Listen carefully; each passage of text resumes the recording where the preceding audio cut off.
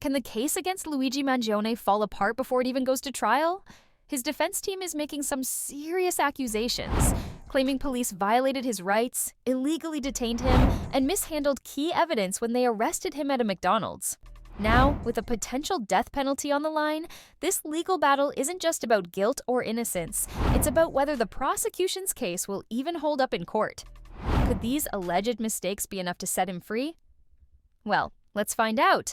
And hey, if you want to stay on top of the biggest cases like this, hit that subscribe button. We break down the details so you don't have to dig through all the legal jargon. Now, let's get into it. When someone gets gunned down in cold blood, it shakes a city. But when that someone is United Healthcare CEO Brian Thompson, murdered in broad daylight in Manhattan, that's the kind of case that grabs headlines. And now, the man accused of pulling the trigger, 26-year-old Luigi Mangione, isn't just fighting for his freedom. His defense team is claiming the police botched the whole thing. So, let's break it down. Mangione's lawyer, Thomas Dickey, says the Altoona police messed up big time, violating his rights and illegally detaining him. And here's where things get interesting, because when they found him, he wasn't hiding out in some underground bunker. Nope, he was chilling in a McDonald's. Laptop out, backpack beside him, dressed in a brown beanie, dark jacket, and a medical mask. And get this, the Pennsylvania State Police even posted a photo of him online, casually munching on a hash brown mask hanging off his ear like it was just another morning. Now, here's the thing. Mangione isn't your typical suspect. He comes from serious money, is a high school valedictorian, is an Ivy League grad, and was born into Baltimore wealth. But according to police, just days before his McDonald's breakfast, he allegedly traveled 230 miles from Altoona after taking out one of the most powerful CEOs in the country. So here's how it all went down. It's a Monday morning at a McDonald's off Interstate 99 in Altoona. Customers are coming and going, grabbing their coffee, their Egg McMuffins, nothing out of the ordinary. But then one customer notices something. A guy sitting alone in the back, face partially covered with a medical mask and a beanie, eyes locked onto his laptop. Something about him just doesn't sit right. So they flag down an employee. And that's when the call to the police goes out. By 9:15 a.m., two officers, Tyler Fry and his partner, had walked in. They spot him immediately. A quiet guy in the rear of the building, sitting at a table with a backpack on the floor. They ask him to pull down his mask. And the second they see his face, they know exactly who he is. But here's where things get sketchy. When they ask for ID, he hands over a New Jersey license with the name Mark Rosario. The officers press him, asking if he's been to New York recently. That's when everything shifts. He freezes and starts shaking. Red flag, right?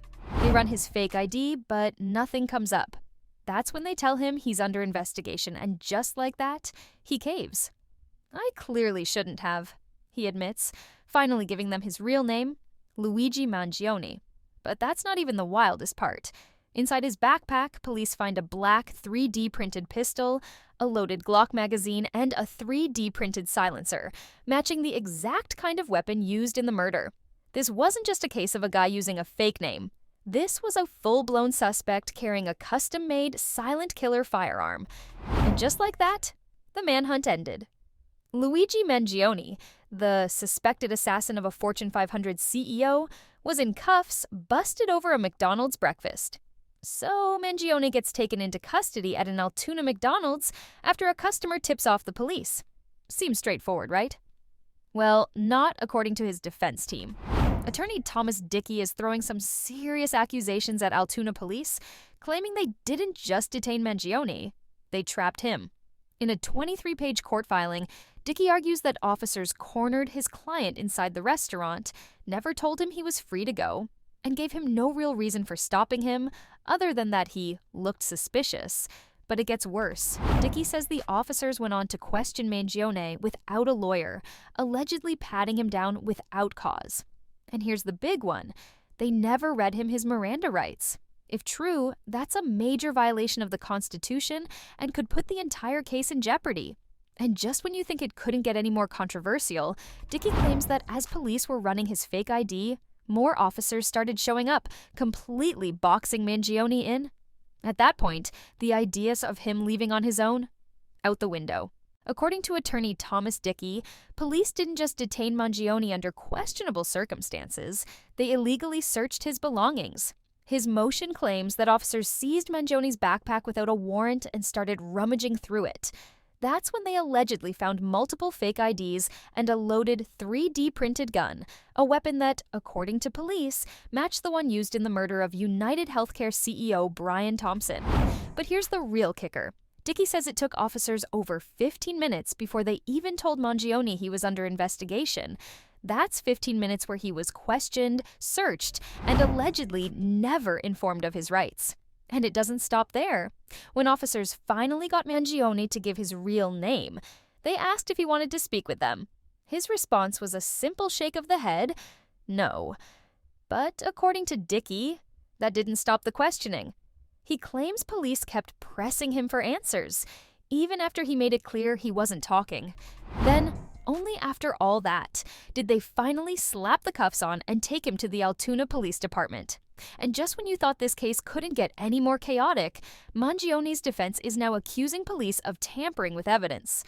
According to attorney Thomas Dickey, after seizing Mangione's backpack, officers allegedly repacked it before taking him out of the McDonald's.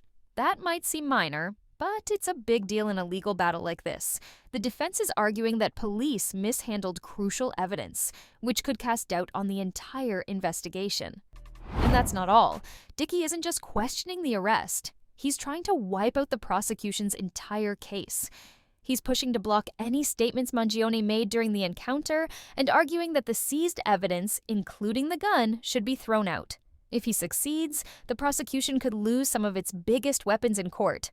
But while his legal team fights in Pennsylvania, where he's already facing charges for forgery, illegal firearms possession, and using a false ID, Mangione's real battle is in New York. After waiving his preliminary hearing, he was extradited, where he now faces state and federal charges for the December 4th murder. And here's the chilling part. One of those federal charges? Murder by firearm. That means if convicted, Mangione is eligible for the death penalty. Yet, despite the serious charges, something unexpected has happened. He's become an internet phenomenon. Since his arrest, an army of supporters has flooded social media, painting him as a folk hero. Outside his court appearance on January 6th, protesters stood in the freezing cold, holding signs that read, "Free Luigi." Some have even gone as far as depicting him as Jesus Christ in posters. And on X, his account has blown up, with over 500,000 followers and counting. And Mangione, he's taken notice. In his first public statement since his arrest, posted on a website launched by his defense team, he acknowledged the overwhelming support, saying he was grateful for those who have written to him. His legal team claims the site is meant to combat misinformation and provide updates on the case. But at this point, one thing is clear. This isn't just a criminal trial anymore. It's a spectacle. And just like that, Luigi Mangione isn't just a murder suspect. He's become a symbol. A statement attributed to him was posted on his defense team's website, thanking the thousands of people who have flooded him with letters of support. His words, grateful, almost in awe, but here's the part that really turns heads. He's getting paid. Since his arrest, Mangione has raked in nearly $300,000 in donations from over 10,000 supporters. His case has exploded beyond the courtroom, drawing in people from all walks of life, some calling him a martyr, others just fascinated by the spectacle. Now, federal authorities say this wasn't random. It was personal. According to investigators, Luigi Mangione harbored a deep resentment toward the health insurance industry and the wealthy executives at the top. And now, he's facing the consequences, charged at both state and federal levels in New York and Pennsylvania. On December 23rd, he stood before the court and pleaded not guilty to 11 criminal charges, including first-degree murder. But prosecutors aren't buying any claims of innocence. They say Mangione wasn't some guy who snapped. This was calculated. Investigators believe his frustrations with the healthcare system pushed him over the edge, shaping his views, and ultimately, his actions leading up to the fatal shooting of United Healthcare CEO Brian Thompson. They say he traveled from Pennsylvania to New York with a plan and executed it. And now, he sits in federal custody, awaiting trial for a crime that has ignited debates across the country. Some see a cold-blooded killer, Others see a man taking aim at corporate greed and a broken healthcare system. But no matter how people see him, one thing is certain: this case is far from over. So, Luigi Mangione's case isn't just about guilt or innocence, it's about whether police crossed the line during his arrest. If his rights were violated, should the evidence be thrown away, even if it means a potential killer walks free?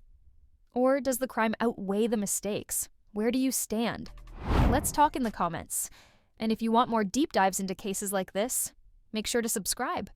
We break down the facts, the drama, and everything in between, so you never miss a thing.